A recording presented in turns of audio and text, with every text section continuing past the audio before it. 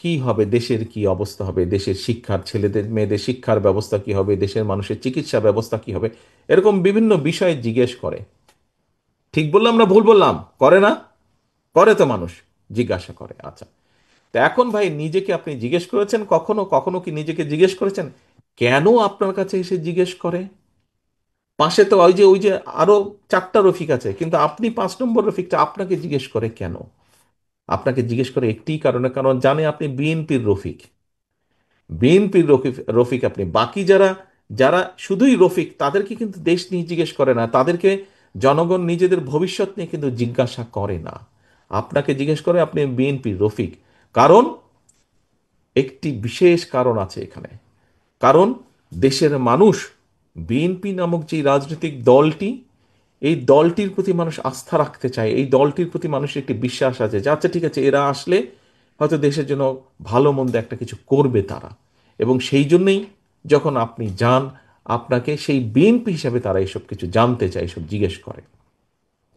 এখন প্রিয় সহকর্মীবৃন্দ, আপনি একজন ইউনিয়নের নেতাই হন, আপনি একজন ওয়ার্ড পর্যায়ের নেতাই হন, আপনি একজন থানা বা জেলা পর্যায়ের নেতা হন না কেন, আপনাকে আজকে একটি বিষয় উপলব্ধি করতে হবে, একটি বিষয় আপনাকে অনুধাবন করতে হবে যে বিএনপির নেতা হিসাবে আপনি যে পর্যায়েই হন না কেন, আপনার কিন্তু একটি বিরাট দায়িত্ব বোধ আছে, একটি বিরাট রেসপন্সিবিলিটি আছে আপনার এলাকার মানুষ, আপনার দেশের মানুষের প্রতি।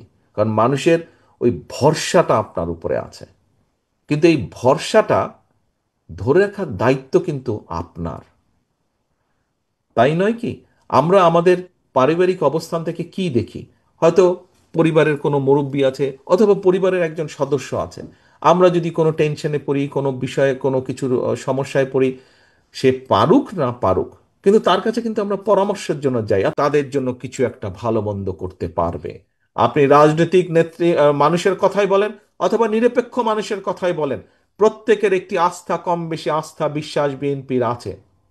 তারা চায়, তারা প্রত্যাশা করে বিএনপি এই দেশের মানুষের জন্য গঠনমূলক কাজ করবে। কিন্তু এখানে বিরাট একটি কিন্তু আছে প্রিয় ভাই বোনেরা। এই যে বিএনপির যেই প্রত্যাশা, বিএনপির যেই পরিকল্পনা, দেশকে সামনে এগিয়ে নিয়ে যাওয়ার, মানুষের জীবনযাত্রা কিছুটা ভালো করার, এই পরিকল্পনা যাতে বাস্তবায়িত না হতে পারে, তার জন্য কিন্তু ষড়যন্ত্র চলছে, ধীরে ধীরে তার জন্য ষড়যন্ত্র চলছে।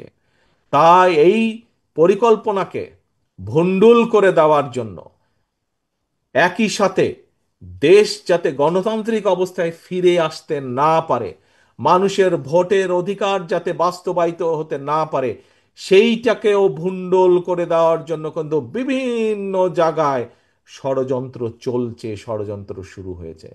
প্রিয় ভাই বোনেরা, সম্মানিত কাউন্সিলর বৃন্দ, আজকে হয়তো এইখানকার অনেকেই সেদিন উপস্থিত ছিলেন আমার সামনে। আপনাদের নিশ্চয়ই মনে আছে, এই স্বৈরাচার পালিয়ে যাওয়ার কয়েকদিন পরে, মাস খানেকের মধ্যে আমি আপনাদের সাথে বসেছিলাম, বিভিন্ন জেলার নেতা কর্মীদের সাথে বসেছিলাম।